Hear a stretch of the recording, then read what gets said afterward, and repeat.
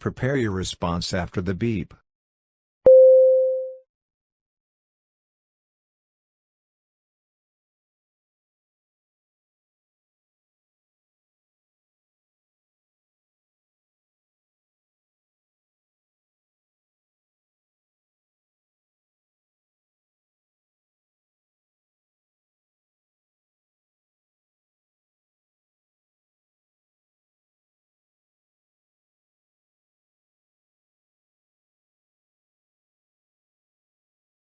Start speaking after the beep.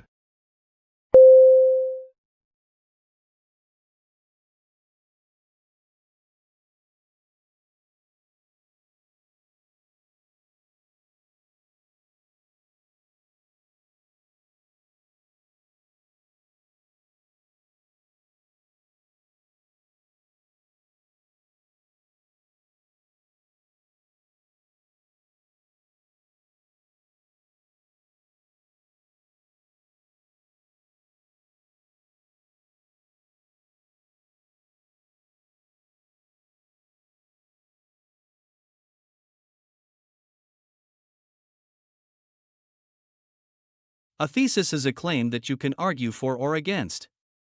It should be something that you can present persuasively and clearly in the scope of your paper, so keep in mind the page count. If possible, your thesis should also be somewhat original. Prepare your response after the beep.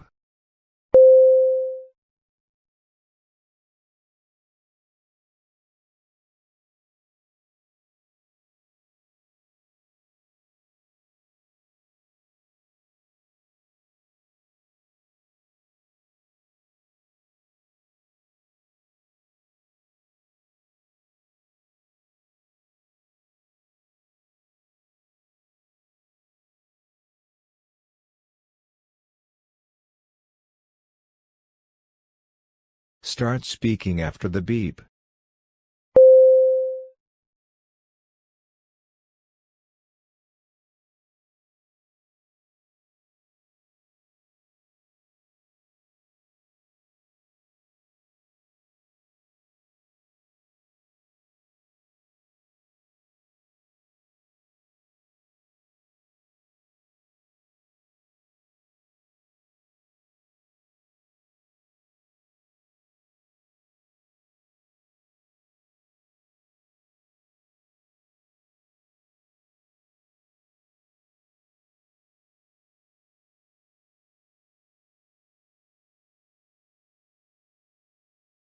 In Germany, over 100,000 tons of diapers are discarded each year, resulting in the wastage of valuable resources.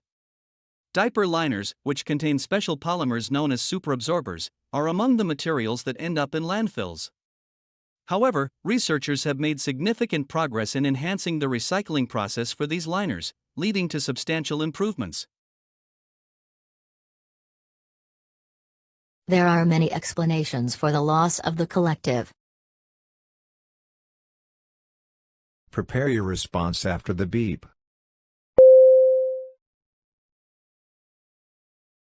Start speaking after the beep.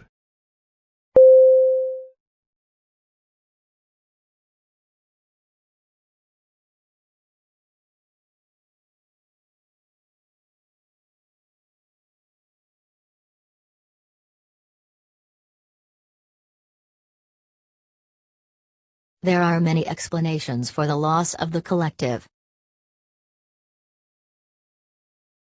If you have any questions in the exam, please raise your hands. Prepare your response after the beep.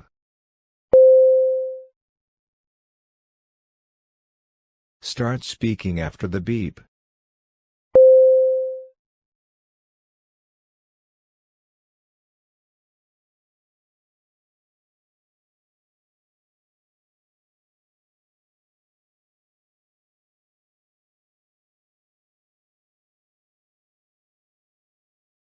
If you have any questions in the exam, please raise your hands. Prepare your response after the beep.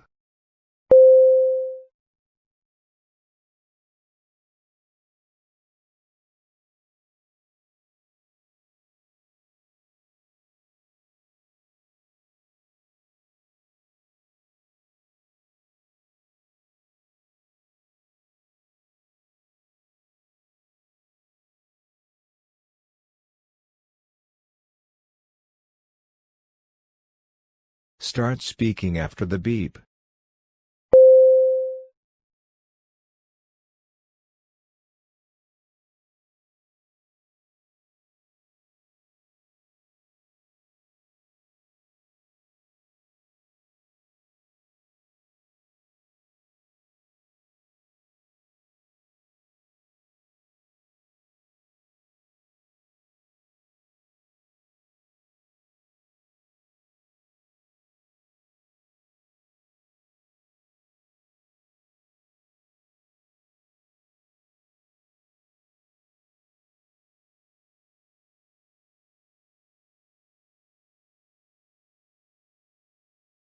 This line graph highlights the Dubai gold sale over a period of 2020 from Jan to December. The quantity used to be highest in March at $350 million, and the quantity regularly declined, to reach a low of $100 million in July. On the other hand, in July, the number of $100 million used to be the lowest in 2020, and it gradually rose, peaking at $200 million. In conclusion/overall, it may be noticed that fluctuation was observed in the given data. Prepare your response after the beep.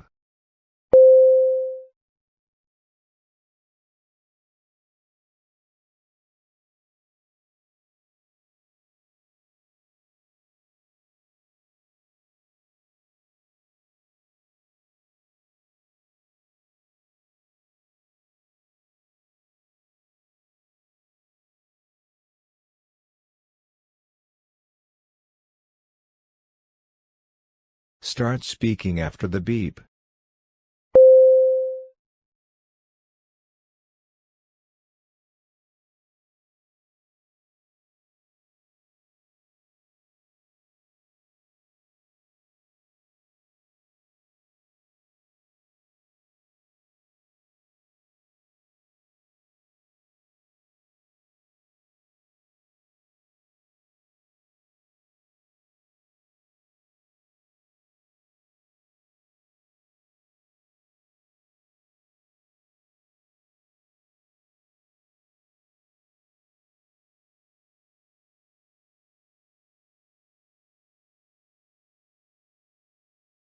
The slices of the pie chart illustrate preferred mode of commuting.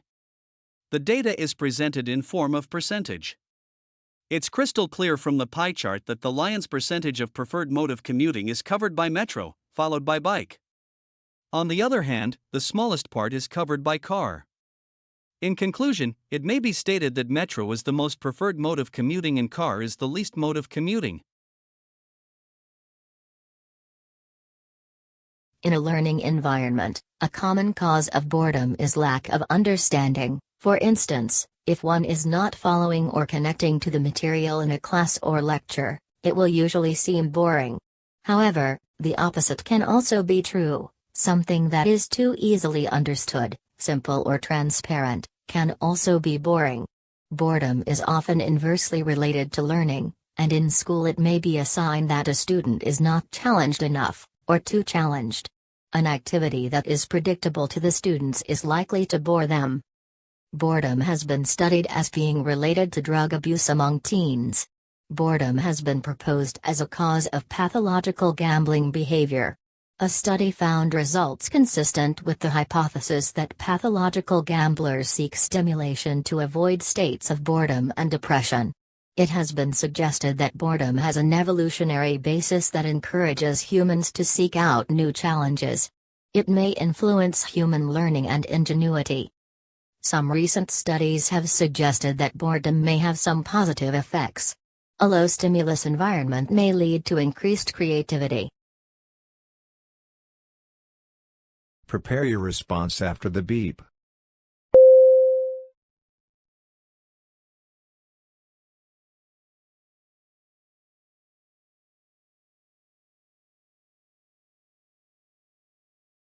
Start speaking after the beep.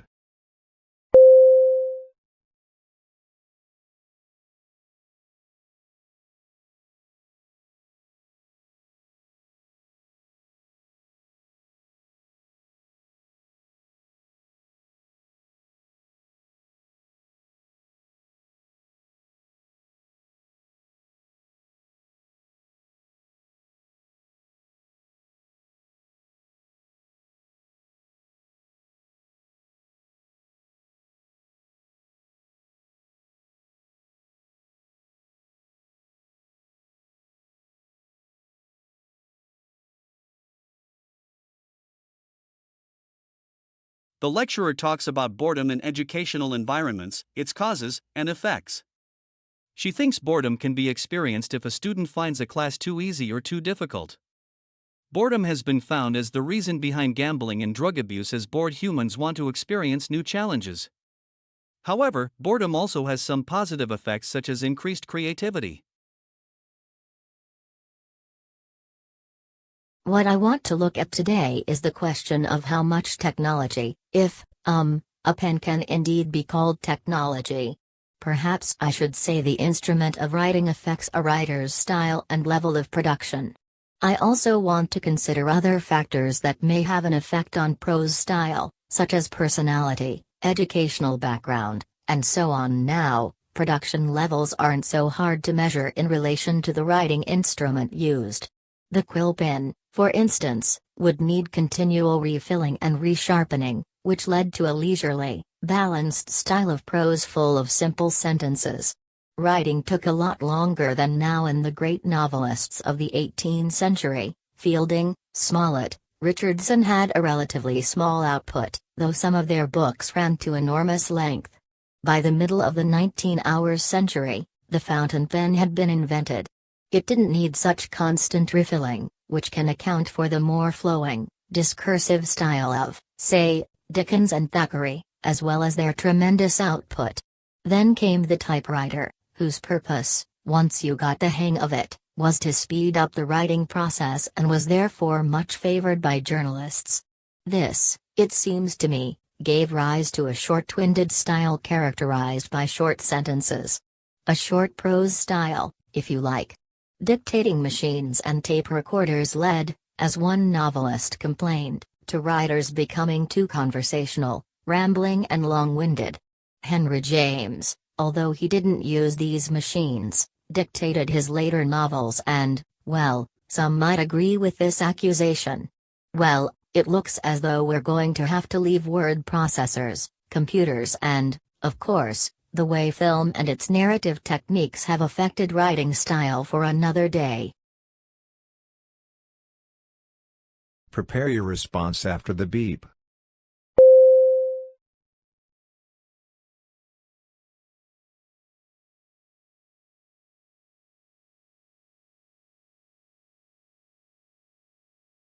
Start speaking after the beep.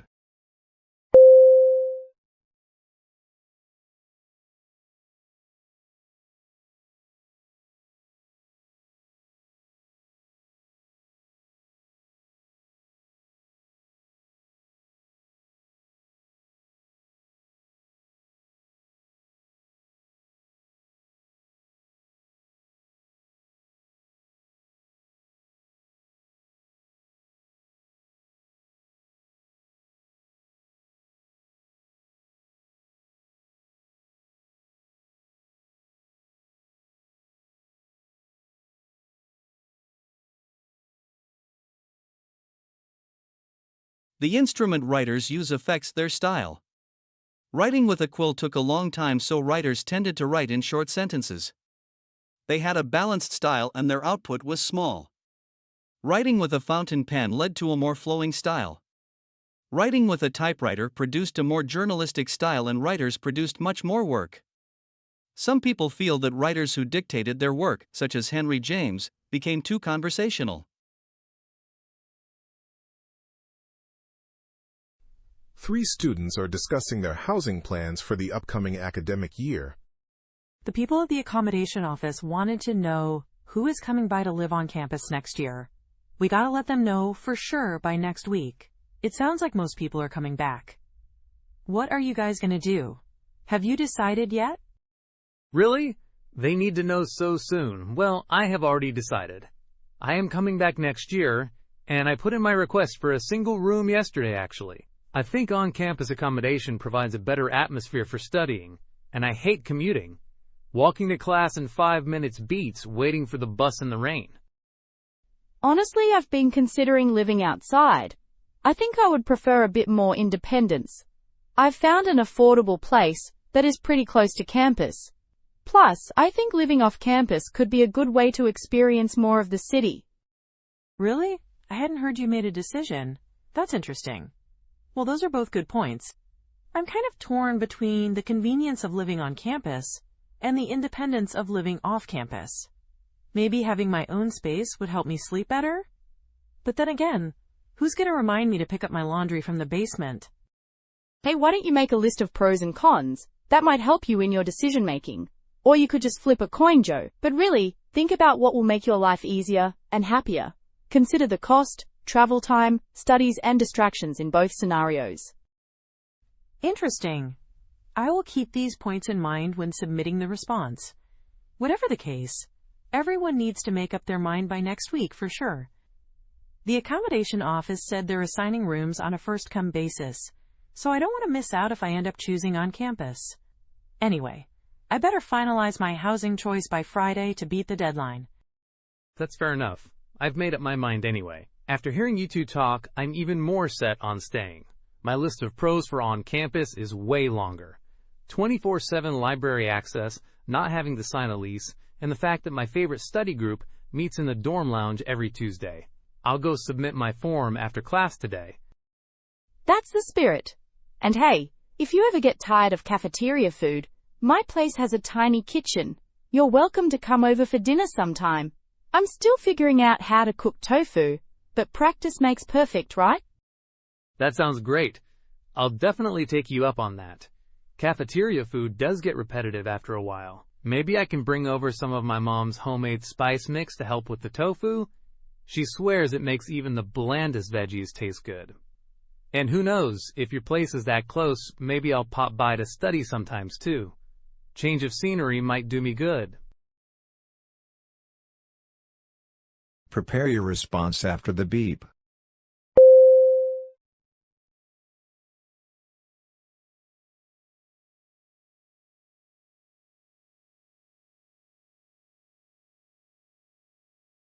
Start speaking after the beep.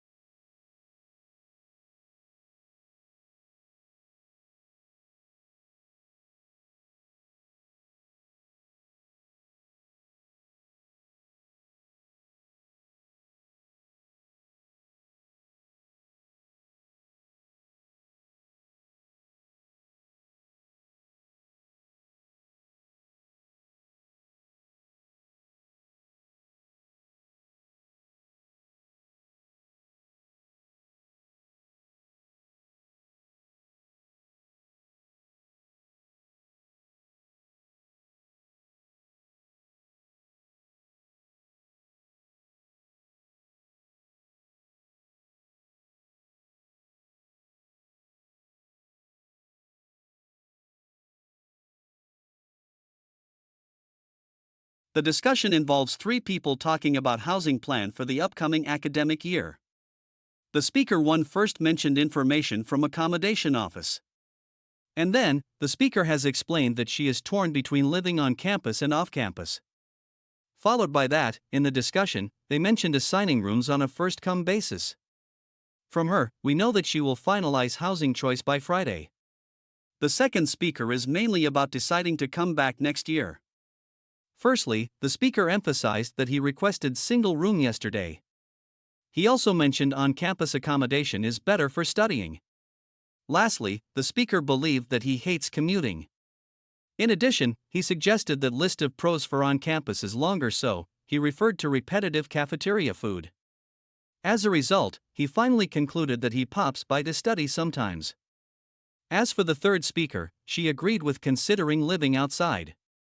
What's more, she shared the opinion about preferring more independence. Next, she had faith in finding an affordable place. After that, she claimed that she can experience more of the city. Besides, she highlighted the point of making a list of pros and cons.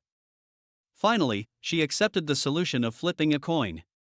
So, she came to a conclusion that they should consider the cost, travel time, studies, and distraction. Overall, they focused on the main topic of housing plan for the upcoming academic year. 3 students are discussing experiences with peer tutoring at university. I've actually had a really good experience with peer tutoring. Last semester, I was struggling with advanced calculus, and my tutor really helped me get concepts I just couldn't understand from lectures. They explained things in a way that made so much more sense to me, kind of like translating what professors say into everyday student language. It really helped my confidence in that subject. That's great to hear. I was actually a peer tutor for an intro programming course last year, and it was surprisingly good for me too. Teaching someone else really makes you understand the material better yourself. I found myself going back to review things I thought I already knew, just so I could explain them clearly. I'm a bit more unsure about formal peer tutoring. I've always found it more helpful to just study with friends or classmates and explain things to each other if someone's stuck. It feels less like a formal lesson and more like working together.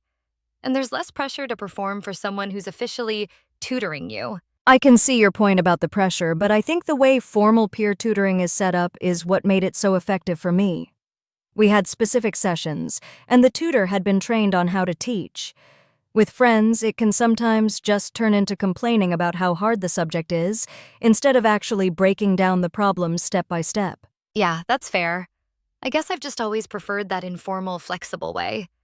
When I'm learning with friends, I feel more comfortable saying what I don't know without feeling judged. Plus, if we get stuck, we can all look for answers together, or just take a break, which you might not feel as comfortable doing in a more formal setting. From the tutor's side, it can also be tricky to balance. You want to guide them, but you can't just give them the answers or do their work for them. I had a few students who just wanted me to tell them what to write, and I had to learn how to gently push them towards finding the solution themselves. It's a fine line to walk sometimes. That's a really good point, Chris. I think the key is finding the right peer tutor who knows how to help you learn, not just give you answers. It's not just about knowing the subject. It's also about being able to teach it well and change your approach for different learning styles. Some subjects might also work better with it than others. Absolutely. Some students learn well with visual explanation, others need to write things out, and some just need to talk through it. Changing your approach quickly is a challenge, especially when you're also a student with your own studies. It really shows how different learning can be. So I guess it really comes down to what you prefer and how good the program or the person is. If you find a good match, whether it's formal or informal, it can be super helpful. It's definitely a good thing to have when you're struggling, no matter how you get it. Prepare your response after the beep.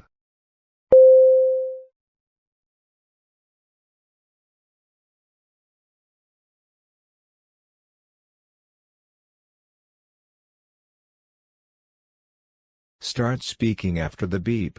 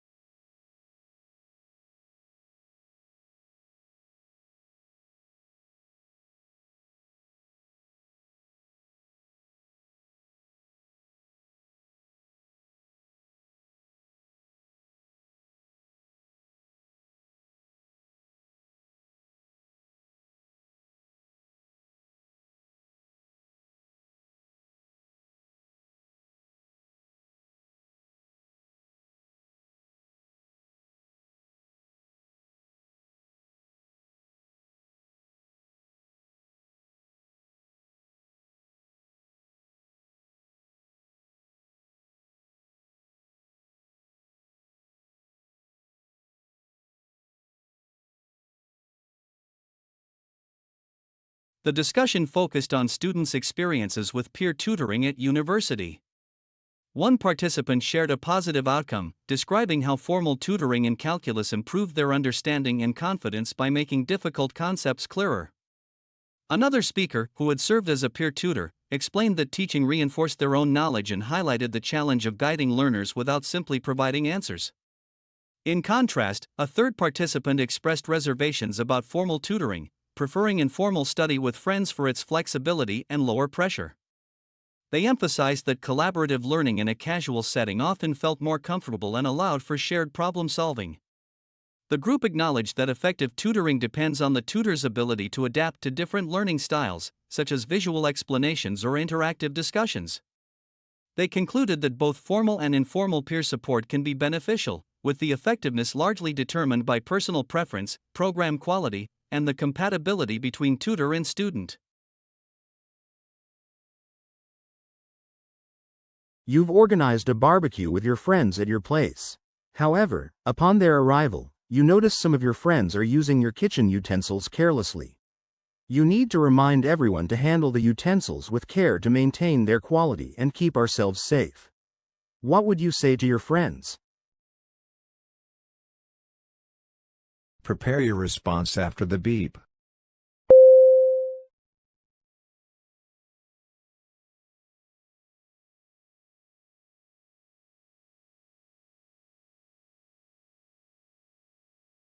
Start speaking after the beep.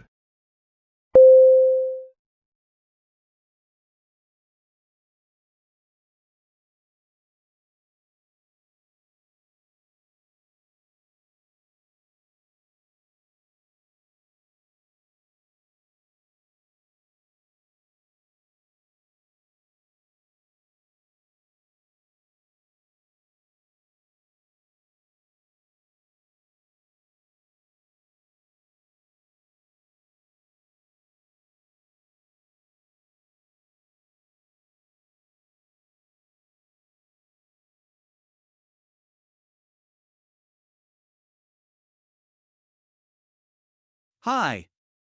I would like to discuss an issue we have encountered with the use of kitchen utensils in our barbecue. The background is that upon your arrival, I noticed some of us are using my kitchen utensils carelessly. In the situation, what I can think of is to remind you to be careful. Besides, another thing that comes to my mind is to share a usage guide for utensils. You're at the gym, finishing up your workout, when your workout buddy asks if you're available to spot him for his heavy lifts tomorrow morning. However, you realize you have a doctor's appointment scheduled at the same time. What would you say to him? Prepare your response after the beep.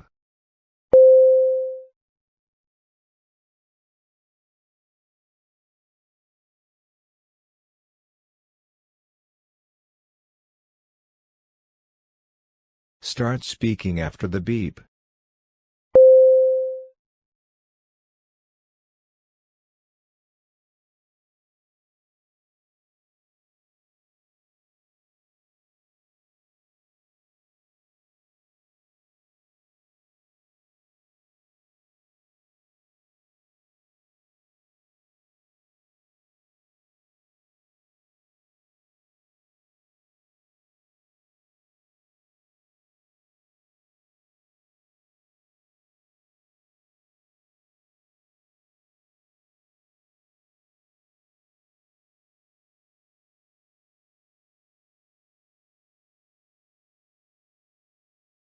Hi. I would like to discuss an issue we have encountered with your request for me to spot you for heavy lifts tomorrow morning. The background is that you ask if I am available to spot you for your heavy lifts tomorrow morning. However, I realize I have a doctor's appointment scheduled at the same time. In the situation, what I can think of is to apologize for my absence. Besides, another thing that comes to my mind is to introduce you to a trainer to help you.